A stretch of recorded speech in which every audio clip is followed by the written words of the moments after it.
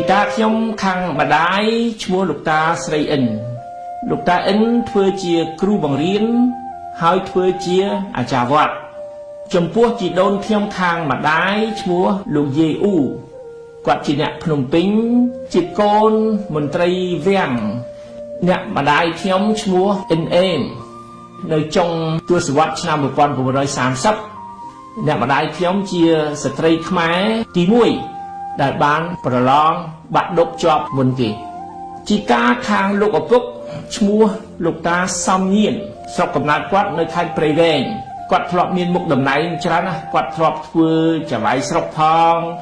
គាត់ធ្វើជាគ្រូបង្រៀនសាលាបាលីសម្រាប់ព្រះសង្ឃបន្ទាប់មកទៀតគាត់បានធ្វើជារដ្ឋមន្ត្រីក្រសួងធម្មការនិងវិចិត្រសិល្បៈលោកឪពុកខ្ញុំឈ្មោះសំសេរី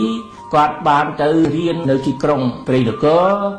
រៀននៅវិទ្យាល័យ Chaslou Doba បន្ទាប់ពីគាត់ប្រឡងជាប់បាក់ឌុបលោកឪពុកខ្ញុំបានរៀបការជាមួយអ្នកម្ដាយហើយលោកឪពុកខ្ញុំចង់ទៅរៀនសូត្របន្តនៅប្រទេសបារាំងបន្ទាប់ពីគាត់បានសិក្សាប្រមាណ 5-6 ឆ្នាំ